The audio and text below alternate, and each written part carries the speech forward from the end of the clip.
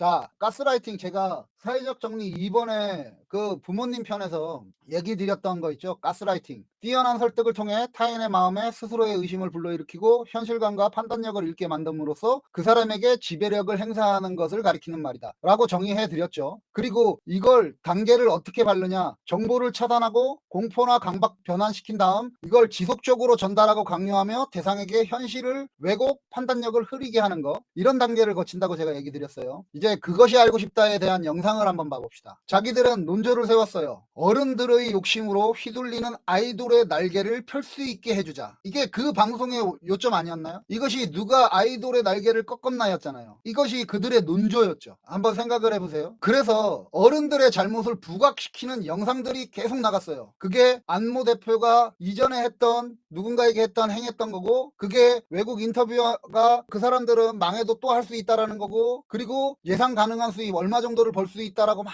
수익 계산하고, 그 다음에 전홍준 대표의 잘못을 막 부각시키면서 마지막에 마무리로 아이돌의 손편지 이렇게 갔잖아요. 자, 이러면 이 영상을 통해서 이제 우리는 이제 뭘 봐야 되냐? 약자의 입장. 저들이 얘기한 게 그거죠. 약자의 입장에서 보라. 누가 약자인가? 이게 그것이 알고 싶다가 사회에 던진 메시지였어요. 이것이 저 사람들이 이 영상을 통해서 그 많은 기교를 써가면서 편집을 그런 식으로 해가면서 그 흐름으로 이어서 결국은 그걸 대중한테 던진 거죠. 이 문제에 한번 집중해 보라고. 그걸 만들어가는 과정에서 그 재현 영상 관련해서 지금 사람들이 말씀들 많이 하시더라고요. 자, 저는 좀 다른 형태로 이거를 해석을 해봤어요. 있잖아요. 그것이 알고 싶다나 다른 탐사 보도를 한번 보세요. 거기에 뭐 재현, 대역 뭐 앞에 써놨다 뭐 왜 안 달았냐 이거에 집중하지 말고 우리가 재현한다라고 얘기하잖아요. 재현. 그 드라마 탐사표로 보면 재현하는 거 나오잖아요. 누가 이렇게 연출되는 것처럼 얼굴 다 까고 사람들 나와서 인사하고 막 이래가면서 뭐 뭔 얘기 주고받고 이런 거 하잖아요. 이거 재현이고 그 재현에 대역이 들어가죠. 근데 우리가 인터뷰할 때 인터뷰에서 인터뷰에게 눈 다 가리고 얼굴 다 가리고 목소리 변조시켜 가면서 그 신뢰도를 잔뜩 올려놓은 다음에 그 다음에 대역을 쓴다?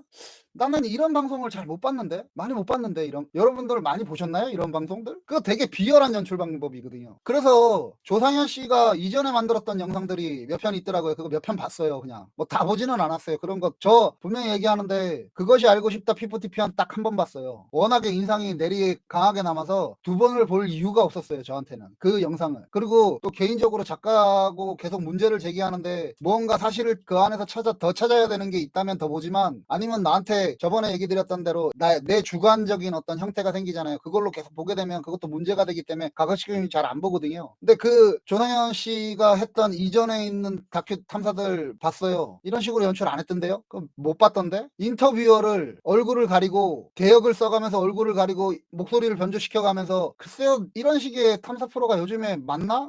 예전에 제가 봤던 때는 이런 거 없었거든. 재현하는 경우는 많았어요. 재현하는 경우에는 얼굴에 필터 안 씌워요. 그냥 나오죠. 목소리도 안 변화시키고 그냥 자연스럽게 그 분위기를 만드는 거 그거 그냥 연출이라고 알고 있잖아요. 드라마를 만드는 거지 그 안에서. 그러니까 그때 상황을 우리가 볼 수가 없으니까 볼 수 있게 재현해 주는 거잖아요. 근데 인터뷰한테 그 짓을 했다? 그러면 어떤 목적이 있는 거지. 아까 얘기 드렸던 거죠. 어떤 한 방향으로 이끌어가기 위한 형태였다는 거지 그게. 그 비슷한 영상이 혹시 있었다면 조상현 씨 있었다면 저는 사과에 인색하는 사람이 아니라서 네 먼저 사과할게요. 근데 저는 그런 식의 다큐 탐사를 많이 못 본 것 같아요. 인터뷰를 하는 인터뷰에게 무언가 상대한테 얘기를 듣는 자리에서 얼굴에 필터 다 씌우고 대연을 썼다? 그게 그런 식의 연출을 나는 그렇게 많이 못 본 것 같아. 저 꽤나 많이 봤거든 예전에. 그런 부분들 잘 아는 축에 속하는 사람이거든. 근데 난 그렇게 많이 못 본 것 같아요. 근데 요즘에 그 방식으로 한다면 내가 한동안 한 10년 정도 TV를 못 봤으니까 뭐 그럴 수도 있겠다 싶으면 내가 그러면 내가 사과드릴게요. 저는 사과에 인색하지 않아요. 내가 잘못한 건 잘못한 거지. 미리 사과드릴게요. 근데 하지만 적어도 시사탐사 우리가 탐사라고 탐사보도라고 하는 프로그램에서는 적극적으로 활용했던 편집법은 아니다라는 정도는 알아요. 그리고 그러한 익숙하지 않은 방식의 영상 기교까지 써서 무언가를 주장했어요. 대중이 그때 당시에 화가 잔뜩 나 있는 계약의 문제가 아닌 형태의 다른 거. 자, 다시 가스라이팅으로 한번 돌아가 볼게요. 지금 얘기했던 거 가스라이팅. 자, 정보를 차단한 단계가 있다 그랬잖아요. 가스라이팅의 단계. 정보를 차단하고 공포나 강박 또는 뭐 극단적인 어떤 감정 건드리는 거예요. 이번에 그 아래서는 동정심이라는 감정을 건드려진 거죠. 이로 전환하고 변환시켜요. 아까 단계에서. 그리고 그리고 이를 지속적으로 전달 강조해요. 흐름을 가지고 영상 기교를 써가면서 흐름을 가지고 그 영상들을 계속 이어서 붙인 거죠. 어른들이 이래서 잘못된 거고 이런 예상 수익이 있는 거고 자 얘는 대표는 뭐 한 번도 와본 적이 없는 사람이고 이래가면서 그러므로 해서 시청자한테 현실을 왜곡해가면서 판단력을 흐리게 만들어가죠. 이런 행위를 재판을 앞두고 해요. 이후 아까 얘기 드렸던 대로 8월 19일 날 방송이 됐고 8월 29일 날 재판의 결과가 나왔거든요. 이게 어떻게 보이나요?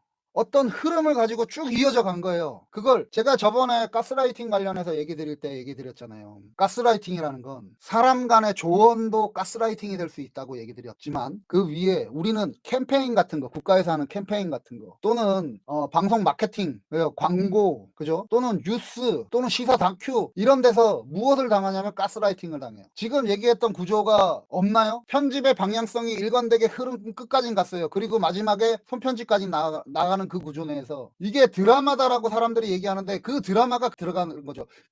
더기버스의 안 대표, 얼마 정도 벌 수 있다. 정홍준 대표 사람들한테는 잘 알려져 있지만 그 미담으로 잘 알려져 있지만 이렇게 나쁜 사람이다.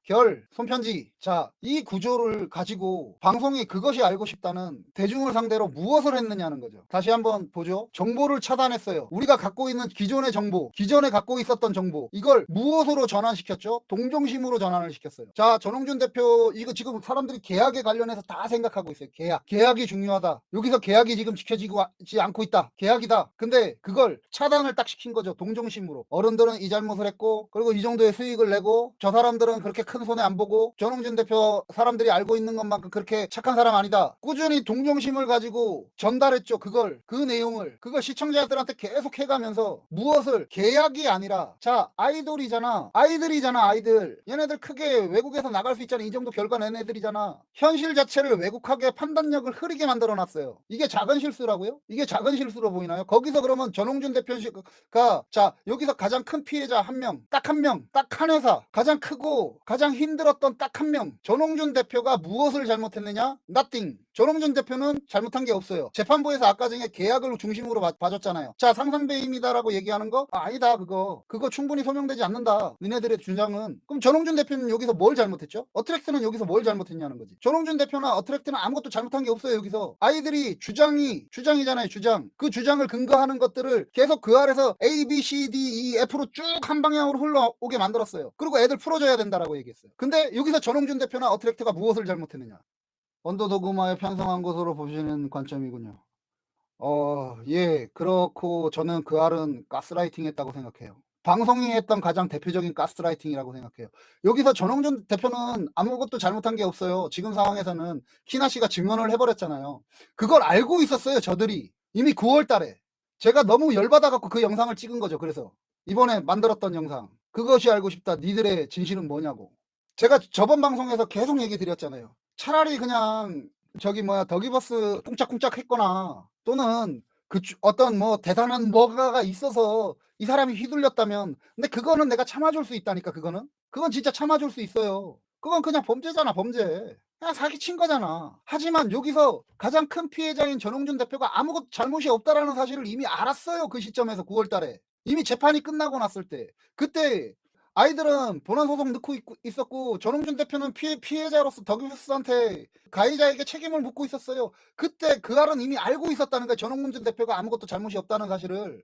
그게 어떻게 작은 실수가 되냐고요. PD가 그걸 알고 있었다는 거지. 그리고 그 PD의 논조를 세우게 해줬던 CP도 알고 있었다는 거예요. SBS 그것이 알고 싶다 팀이 시스템이 완전히 무너져 버린 거예요. 알고 있었다는 거니까. 자, 잘못하지 않은 회사였고 잘못하지 않은 사람이었어요. 그걸 9월 달에 알았어요. 명확하게. 그것이 알고 싶다 때문에 라이브 방송 시작했고 그 라이브 방송 시작하면서부터 계속 얘기했던 게 그거잖아요. 우리 사회 상식, 우리 사회 교육, 우리 사회 계약 그거 깔아놓은 이유가 그것 때문이었거든. 이게 어떻게 이해가 가능한 범죄의 것이냐고. 이게 어떻게 작은 실수가 되냐고. 그게 어떻게 작은 실수로 무마될 수 있는 게 있어요. 어떤 회사가 자 아이들에게 계약을 풀어줘야 된다. 대한민국 산업에서는 엄청난 위기인 거죠. 왜냐면 템퍼링이거든. 그게 템퍼링이잖아요. 아이들을 풀어준다. 계약 기간 내 이건 절대로 우리가 관과시켜서는 안 되는 부분이에요. 지금 그것이 알고 싶다의 문제는 계속 얘기 드리고 있지만 되게 큰 문제예요. 여기서 무슨 작은 실수가 있어요? 작은 실수 없어요. 여긴 되게 큰 실수밖에 없어요. 직업으로서 그 사람이 자 이제 제가 영향력 그리고 당신들이라고 이 부분에 대해서 매듭 일단 짚고 나서 얘기를 할게요. 자, 우리 한번 생각을 해봅시다. 8월 18일 날 그것이 알고 싶다 방송됐어요. 그리고 저는 이게 가장 강력하게 가스라이팅 국민을 상대로 재판부를 상대로 가스라이팅의 행위가 있었다라고 지금 계속 얘기하고 있죠. 그죠? 이런 예측 그러니까 저는 충분히 이렇게 얘기를 드릴 수 있는 사안이라고 봐요. 그리고 그것을 통해서 8월 29일 날 딱 10일 후에 재판부에서 만약에 가처분 인용을 했으면 그 다음 사항은 어떻게 됐을까요? 영향력 그리고 당신들이에요. 그 다음 사항은 어떻게 됐을까요? 전홍준 대표님 다시 한강 가는 거예요. 애들 그렇게 떠나보내고. 아까 얘기 드렸죠. 여기서 전홍준 대표가 뭘 잘못했죠? 잘못한 게 없어요. 내부 고발자가 희나 씨가 증언을 통해서 얘기했던 거잖아요. 내부 고발자가 어트랙트의 직원도 아니고 그쪽 회사 직원이고 그 사람 자기들 보지도 못했다. 자, 가장 아까 얘기했죠. 걔네들이 세웠던 논조